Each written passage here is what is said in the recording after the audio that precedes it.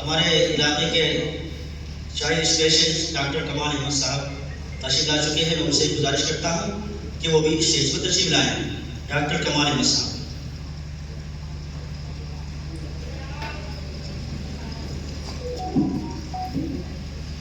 بسم اللہ الرحمن الرحیم. الحمدللہ رب العالمین والصلاة والسلام علی سید المرسلین محمد وآلہ وصحبہ اجمعین. اما بعد. اسٹیج پر تشریف فرما لائق احترام شخصیات اور ہمارے معزز شرکاء اور حاضرین، سب سے پہلے ہم رابطہ ادب اسلامی کی طرف سے منعقد ہونے والے اس مذاکرہ علمی میں آپ حضرات کا استقبال کرتے ہیں. ہم آپ کے مشکور ہیں کہ آپ اس مذاکرہ علمی میں تشریف لائے جو بجنور کے ایک موقر تعلیمی ادارے جامعۃ الفیصل کی دعوت پر منعقد ہو رہا ہے، جس کا موضوع حضرت مولانا سید محمد رابع حسنی ندوی حیات و خدمات ہے. اس 2 روزہ مذاکرہ علمی میں حضرت مولانا سید محمد رابع حسنی ندوی رحمۃ اللہ علیہ کی زندگی کے مختلف پہلوؤں، خاص طور پر ان کی ادبی خدمات پر روشنی ڈالی جائے گی.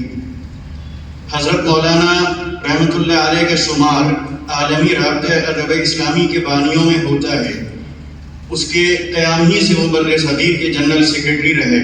پھر اس کے مؤسس اول مفکر اسلام حضرت مولانا سید ابو الحسن علی حسنی ندوی رحمۃ اللہ علیہ کے انتقال کے بعد عالمی رابطہ ادب اسلامی کے نائب صدر اور اس کے شعبہ برصغیر کے صدر ہوئے. ڈاکٹر عبدالقدوس ابو صالح کی وفات کے بعد وہ اس کے عالمی صدر ہوئے، اور آج ان کے انتقال کے بعد اب اس کے صدر مراکش کے ڈاکٹر حسن امرانی ہیں. عالمی رابطہ ادب اسلامی کی خشت اول مفکر اسلام حضرت مولانا سید ابو الحسن علی حسنی ندوی رحمۃ اللہ علیہ نے رکھی. وہی اس کے اولی صدر تھے، بلکہ در حقیقت وہ اسلامی ادب کی فکر کے مؤسس تھے، اور یہ پودا انہی کا لگایا ہوا ہے. چنانچہ انہی کی دعوت پر 1981 میں ندوۃ العلماء میں ادب اسلامی کا پہلا سیمینار ہوا، جس میں عالم عربی سے تعلق رکھنے والے چیدہ اور چنیدہ ادبا اور شعراء بڑی تعداد میں شریک ہوئے، اور اسی کے نتیجے میں ادب اسلامی کی اس عالمی انجمن کی تشکیل ہوئی. اس سیمینار میں حضرت مولانا رحمۃ اللہ علیہ نے اپنی اختتامی تقریر میں ادب کے حوالے سے فرمایا تھا: ادب ادب ہے، خواہ وہ کسی مذہبی انسان کی زبان سے نکلے، کسی پیغمبر کی زبان سے ادا ہو، کسی آسمانی صحیفے میں ہو. اس کی شرط یہ ہے کہ بات اس انداز سے کہی جائے کہ دل پر اثر ہو، کہنے والا مطمئن ہو کہ میں نے بات اچھی طرح کہہ دی، سننے والا اس سے لطف اٹھائے اور اس کو قبول کرے. اس کے بعد انہوں نے فرمایا کہ میں نے کل ادبی سیمینار میں کہا تھا کہ حسن پسندی تو یہ ہے کہ حسن جس شکل میں ہو اسے پسند کیا جائے. بلبل کو آپ پابند نہیں کر سکتے کہ وہ اس پھول پر بیٹھے، اس پھول پر نہ بیٹھے، لیکن یہ کہاں کا حسن مذاق ہے اور یہ کہاں کی حق پسندی ہے کہ اگر گلاب کا پھول کسی میخانے میں کے صحن میں اس کے زیر سایہ کھلے تو وہ گلاب ہے اور اس سے لطف اٹھایا جائے، اور اگر کسی مسجد کے چمن میں کھل جائے تو پھر اس میں کوئی حسن نہیں. کیا یہ جرم ہے کہ اس نے اپنے نمو اور اپنی جلوہ نمائی کے لیے مسجد کا سہارا لیا؟ حضرات، مختلف مراحل سے گزرتے ہوئے جنوری 1986 میں رابطہ ادب اسلامی کا جلسہ عام ندوۃ العلماء میں منعقد ہوا، جس میں رابطے کے دستور کو منظوری دی گئی. اس کی مجلس امنا کا پہلا جلسہ جون 1986 میں ترکی میں ہوا. پھر مجلس امنا کے جلسے مدینہ منورہ، قاہرہ، عمان، اردن، فاس، مراکش اور استنبول وغیرہ میں منعقد ہوتے رہے. حضرات، اس وقت عالمی رابطہ ادب اسلامی کی شاخیں ہندوستان، بنگلہ دیش، پاکستان، سعودی عرب، مصر، اردن، ترکی، مراکش اور الجزائر وغیرہ مختلف ملکوں میں قائم ہیں. ان ملکوں کے مختلف شہروں میں رابطے کے کئی سیمینار ہو چکے ہیں اور یہ سلسلہ جاری ہے. رابطہ ادب اسلامی کے مسائل پر غور و فکر کرنے کے لیے ہر سال مجلس امنا کا جلسہ ہوتا ہے اور ہر 3 سال پر تمام اراکین کا ایک عمومی اجلاس ہوتا ہے۔ عالمی رابطہ ادب اسلامی نے ادب کی مختلف اصناف پر ایک بڑا قیمتی سرمایہ تیار کر دیا ہے اور مصر، ترکی، پاکستان اور سعودی عرب سے اس کے ترجمان کے طور پر ادب اسلامی کے مجلات نکلتے ہیں، اور ہندوستان کے صدر دفتر لکھنؤ سے 6 ماہی مجلہ کاروان ادب نکلتا ہے۔ ہندوستان میں رابطہ ادب اسلامی کی شاخیں دہلی، حیدرآباد، بھوپال، اورنگ آباد، بمبئی، گجرات، پونا، بھٹکل، بنگلور، کلکتہ، پٹنہ اور رانچی اور غازی پور وغیرہ میں ہیں اور ادب اسلامی کے تعلق سے اپنی خدمات انجام دے رہی ہیں۔ ہندوستان میں ملکی سطح پر ادب کے مختلف موضوعات پر رابطہ ادب اسلامی کے 38 سیمینار ہو چکے ہیں، اور ان کے علاوہ ہندوستان کی مختلف شاخوں کے تحت بھی متعدد علاقائی سیمینار اور ماہانہ نشستیں ہوتی ہیں اور ہوتی رہتی ہیں۔ حضرات، ہمارے آج کے سیمینار کا موضوع حضرت مولانا سید محمد رابع حسنی ندوی حیات و خدمات ہے۔ حضرت مولانا سید محمد رابع حسنی ندوی رحمۃ اللہ علیہ کی زندگی ایک کھلی کتاب تھی، کھلی بھی تھی اور آسان بھی۔ ہر شخص اس کو پڑھ سکتا تھا، ہر شخص اس کو سمجھ سکتا تھا، نہ اس میں کوئی ابہام تھا اور نہ اس میں کوئی الجھاؤ، نہ کاغذ کہیں سے مڑا ہوا تھا، نہ حرف اس کا کوئی غائب، ایک شوشہ واضح اور ایک نقطہ صاف۔ ذوق بصارت ہی کا شکار ہوگا وہ جو اس کو نہ پڑھ سکے اور نہ سمجھ سکے۔ یہ وہ کتاب تھی جس کو عوام نے بھی پڑھا، خواص نے بھی اس کو سمجھا، دونوں پر اس کا اثر ہوا۔ عوام ان کے اخلاق، ان کی محبت، ان کی شفقت، ان کی سادگی اور ان کے جذبہ خیرخواہی سے متاثر ہوئے، اور خواص ان کے علم و فضل، ان کی حکمت و بصیرت، ان کی تہذیب و شائستگی، تحریر کی شگفتگی اور اسلوب کی دل آویزی سے متاثر ہوئے بغیر نہ رہ سکے۔ وہ صاحب ایمان اور صاحب عمل تھے، اس کا ثبوت ان کے جنازے نے دیا، اس محبوبیت اور مقبولیت نے دیا جس کا مشاہدہ ان کی تدفین کے موقع پر ہوا۔ ان الذین آمنوا وعملوا الصالحات سیجعل لهم الرحمن ودا۔ بے شک جو لوگ ایمان لائے اور نیک کام کیے تو اللہ تعالیٰ ان کی محبت لوگوں کے دلوں میں ڈال دیتا ہے۔ ان کی زندگی تقوی سے عبارت تھی اور صبر تو گویا ان کی بنیادی صفت تھی، اور اس کی گواہی انہوں نے بھی دی اور اپنوں نے بھی دی اور غیروں نے بھی دی۔ جن جن حالات سے اللہ تعالیٰ نے انہیں گزارا، نہ تقوی کا دامن ہاتھ سے چھوٹا اور نہ صبر کی بلندی سے وہ ذرا نیچے اترے، تبھی تو وہ مقام ملا جس پر دنیا آج رش کرتی ہے، بغیر طلب اور بغیر کوشش کے، حتیٰ کہ بغیر خواہش اور بغیر کسی چاہت کے۔ وہ صاحب ولایت تھے، صاحب استقامت تھے، صاحب عزیمت تھے، زہد ورع، استغنا، احتیاط، حلم، قناعت، تقشف، تواضع، انکساری، بردباری، نرمی، فکر مندی، درد مندی اور سوز درو میں تو وہ اپنی مثال آپ تھے۔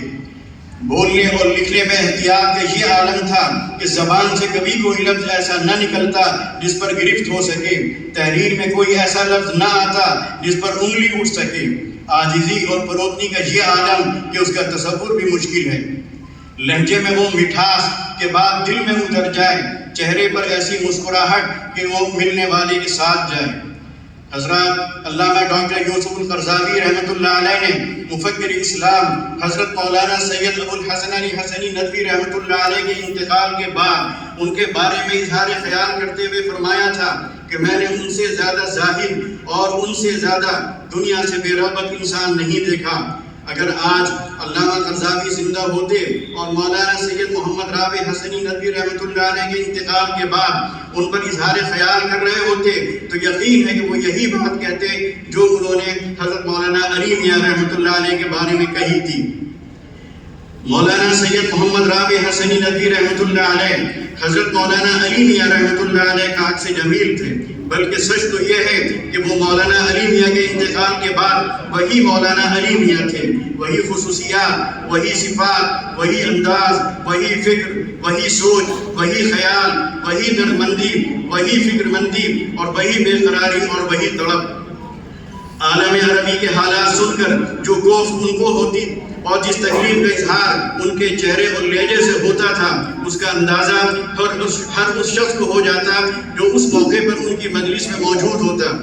اس وقت کی ان کی وہ کیفیت اس ماں کی سی ہوتی جس کے سامنے اس کے بچے کی برائی بیان کی جا رہی ہو اور وہ اندر اندر کڑ رہی ہو اور رو رہی ہو اور دل ہی دل میں یہ کہہ رہی ہو خدا کرے کہ یہ سب جھوٹ ہو۔ یہ تھا ان کی محبت کا عالم عربی اور خاص طور پر حجاز مقدس سے۔ وہ کہتے تھے کہ ہم کچھ نہیں کر سکتے، اتنی دور سے ہاں دعائیں کر سکتے ہیں، دعاؤں کے علاوہ ہمارے پاس کوئی دوسرا راستہ نہیں، کیونکہ وہ جانتے تھے اور حکمرانوں کے مزاج کو سمجھتے تھے کہ گرجنے برسنے چیخنے چلانے اور سخت بیانات سے بے گناہوں کو جیلوں سے نکالا تو نہیں جا سکتا، البتہ یہ خطرہ ضرور بڑھ جاتا ہے کہ جو لوگ ابھی جیل سے باہر ہیں وہ بھی حکومت کے اطاعت کا شکار ہو کر جیل کی سلاخوں کے پیچھے پہنچ جائیں، کیونکہ انہوں نے یہی دیکھا تھا، شام میں دیکھا، لیبیا میں دیکھا، عراق میں دیکھا، تونس میں دیکھا، الجزائر میں دیکھا، مصر میں دیکھا، اور یہ سلسلہ آج بھی جاری ہے۔ ان حالات کو دیکھتے ہوئے مولانا سید محمد رابع حسنی ندوی نے رحمۃ اللہ علیہ نے وہی طریقہ اپنایا جو حضرت مولانا علی میاں رحمۃ اللہ علیہ نے اپنایا تھا، حکمت کا اور خدمات کو سراہتے ہوئے ان امور کی طرف خیر خواہانہ انداز میں توجہ دلانے کا جو امور پوری ملت اسلامیہ کے لیے باعث فکر، باعث قلق اور باعث تشویش ہیں۔ غصے کا اظہار کرنا، دل کی بھڑاس نکالنا، چیلنج دینا، عوام میں اشتعال پیدا کر کے مزید ٹکراؤ کی صورت پیدا کرنا، یہ نہ دانش مندی ہے اور نہ کبھی اس کا کوئی اچھا نتیجہ نکلتا ہے۔ علامہ ڈاکٹر یوسف قرضاوی رحمۃ اللہ علیہ نے اپنی آپ بیتی ابن القریہ والکتاب میں لکھا کہ ٹکراؤ اور اشتعال انگیزی کے نتیجے میں ہمارے حصے میں صرف گولیاں آئیں۔ مولانا رابع رحمۃ اللہ علیہ صاحب بصیرت ہونے کے ساتھ ساتھ صاحب فراست بھی تھے۔ وہ بہت جلد محسوس کر لیا کرتے تھے کہ یہ ہونے والا انقلاب یا یہ چلنے والی تحریک عالم اسلامی کے لیے مفید ہوگی یا مضر۔ کم لوگ ایسے ہوتے ہیں جو معاملے کی تہہ تک پہنچ پاتے ہیں اور معاملے کی حقیقت سمجھنے میں کامیاب ہوتے ہیں۔ شروع میں تو لگتا تھا کہ مولانا غلط سمجھ رہے ہیں یا نہیں سمجھ رہے ہیں، وہ باہر کی دنیا سے واقف نہیں، باہر کا سفر نہیں کرتے، باہر کے لوگوں سے ملتے نہیں، عزلت کی زندگی گزار رہے ہیں، ایک گوشہ نشین خلوت پسند آدمی ہیں۔ لیکن فراست کی جو دولت اللہ تعالیٰ نے ان کو عطا فرمائی تھی اور اس دولت کی بدولت وہ ایک کونے میں بیٹھ کر بھی وہ نتیجہ سامنے آنے سے پہلے ہی نتیجے تک پہنچ جاتے تھے، جبکہ دوسرے لوگ نتیجہ آنے کے بعد ہی حقیقت تک پہنچ پاتے ہیں، اور بعض تو ایسے ہوتے ہیں کہ نتیجے کے بعد بھی نتیجے تک نہیں پہنچ پاتے۔ یہی وجہ تھی کہ مولانا کا موقف ہمیشہ یکساں رہتا تھا، جبکہ دوسروں کا موقف صبح و شام بدلتا رہتا ہے۔ ملک کے حالات سے مولانا فکر مند تھے لیکن مایوس نہیں۔ مولانا کی مجلس میں جب ان حالات پر گفتگو ہوتی اور لوگوں کی باتوں سے مایوسی جھلکتی تو مولانا تاریخ کے حوالے سے ماضی کے واقعات کی روشنی میں ہمیشہ مایوسی کو امید میں بدلنے کی کوشش کرتے، اور مولانا کی مجلس سے جب لوگ اٹھتے تو ان کے سینوں میں امید کے چراغ جل رہے ہوتے اور وہ ایک نئے عزم، نئے ارادے کے ساتھ لوٹ رہے ہوتے۔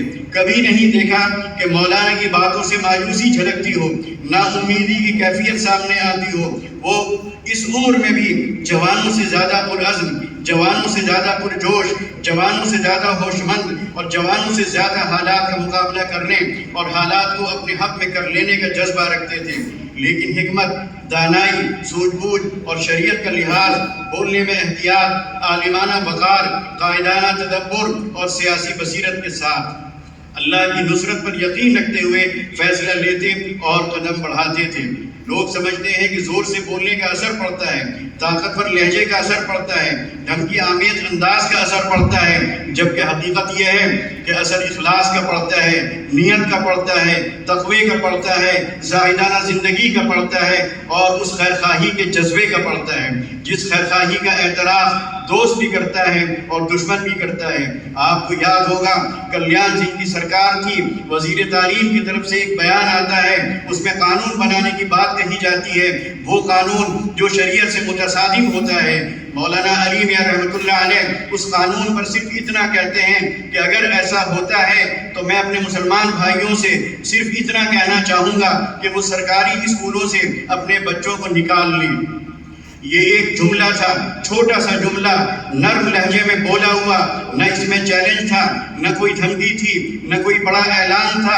اخبار میں چھپتا ہے، ایک بھوچال آ جاتا ہے، وہ قانون فوراً واپس لے لیا جاتا ہے اور ساتھ ساتھ وزیر تعلیم کو بھی برطرف کر دیا جاتا ہے۔ اثر بولنے کا نہیں، بولنے والے کا پڑتا ہے۔ مولانا رابع حسنی ندوی رحمۃ اللہ علیہ بھی بڑی نرمی سے بات کہتے تھے، لیکن اس کا وہ اثر پڑتا تھا جو سخت لہجے میں اور سخت بات کہنے کا نہیں پڑتا۔ حضرت مولانا سید محمد رابع حسنی ندوی رحمۃ اللہ علیہ کا موضوع ادب تھا۔ ادبی کی انہوں نے تعلیم دی، ادبی پر انہوں نے کام کیا اور ادیبی کی حیثیت سے دنیا میں وہ متعارف ہوئے، لیکن ادب میں امتیاز کے ساتھ وہ قرآن و حدیث میں بھی اپنا ایک امتیازی مقام رکھتے تھے۔ ان کا ادبی پس منظر خاص طور پر درس قرآن میں بہت نمایاں نظر آتا تھا۔ وہ قرآنی آیات کی ادبی اور فنی خصوصیات اور اس کے معجزانہ اسلوب پر جس طرح گفتگو کرتے تھے، کم ہی لوگ اس پائے کے نظر آتے ہیں۔ پروفیسر وسیع احمد صدیقی حضرت مولانا رحمۃ اللہ علیہ کی ایک کتاب غبار کارواں کے مقدمے میں لکھتے ہیں کہ جناب مولانا محمد رابع حسنی صاحب کی اس کتاب پر مقدمہ لکھنا میرے لیے خودی خانی نہیں، کیونکہ نہ محمل گراں بار ہے، نہ کارواں کی رفتار میں کوئی کمی ہے، یہ تو منزل رواں ہے۔ اسلامی ادب کے اس قافلے کے سالار خود مولانا ہیں، جنہوں نے راہ بھی متعین کی اور رہبری بھی کر رہے ہیں۔ مولانا کے اسلوب نگارش پر روشنی ڈالتے ہوئے لکھتے ہیں، مضامین کا یہ مجموعہ دھنو کے خوبصورت رنگوں کی طرح ہے، الگ الگ مگر جن کا حسن سب کے ایک ساتھ ہونے میں ہے۔ علم طبیعیات کا ایک مقتدی بھی یہ جانتا ہے کہ یہ سارے رنگ ایک سفید رنگ سے بنتے ہیں، جس کو بادلوں کی مختلف تہیں منتشر کر دیتی ہیں۔ مولانا کے لیے یہ سفید رنگ اپنے دین کی حقانیت پر پورا اعتماد، اپنے رسول سے بے پناہ محبت، اسلام کے ماضی اور حال پر گہری نظر اور ایک گداز دل کے مالک ہونے کی علامت ہے۔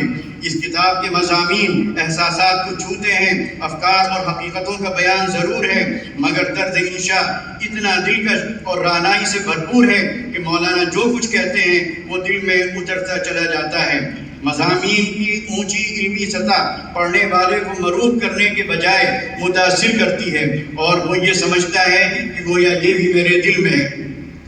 حضرات، مولانا رحمۃ اللہ علیہ کی تحریر سیرت پر بھی آپ کو ملے گی، تاریخ پر بھی ملے گی، جغرافیہ پر بھی ملے گی، ادب پر بھی ملے گی، سماجی مسائل پر بھی ملے گی، تعلیم و تربیت پر بھی ملے گی اور اصلاح و دعوت پر بھی ملے گی، تزکیہ اور تصوف پر بھی ملے گی۔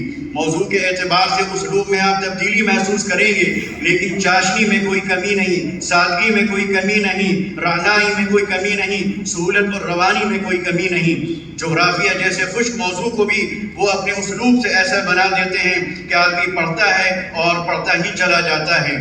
مولانا کی تحریروں میں آپ صاف محسوس کریں گے کہ وہ اپنے قاری اور مخاطب کا پورا خیال رکھتے ہیں۔ عبارت آرائی اور عبارت کی تزئین کاری سے وہ اپنے قاری پر ذرا بھی بوجھ نہیں ڈالتے اور اس کو یہ موقع نہیں دیتے کہ وہ یہ کہتے ہوئے کتاب بند کر دے کہ بھائی بڑی مشکل ہے۔ ان کا کمال یہ ہے کہ علم و فکر کی اس بلندی پر ہوتے ہوئے بھی وہ اپنی تحریر کو اس سطح پر لے آتے ہیں کہ ہر سطح کا آدمی ان کی تحریر کو پڑھ بھی لے اور سمجھ بھی لے۔ حضرات، ہمارے اس دو روزہ سالانہ سیمینار کا موضوع حضرت مولانا رحمۃ اللہ علیہ کی زندگی اور حیات اور خدمات ہے۔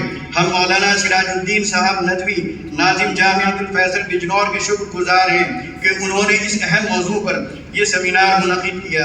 ہمیں امید ہے کہ اس دو روزہ سیمینار میں حضرت مولانا کی حیات و خدمات کے مختلف پہلوؤں پر روشنی ڈالی جائے گی اور یہ سیمینار علمی، ادبی اور تربیتی لحاظ سے بڑا مفید ثابت ہوگا۔ دعا ہے کہ اس سیمینار سے علمی فائدہ بھی ہو، ادبی فائدہ بھی ہو اور اصلاحی اور دعوتی فائدہ بھی ہو۔ وآخر دعوانا ان الحمد للہ رب العالمین۔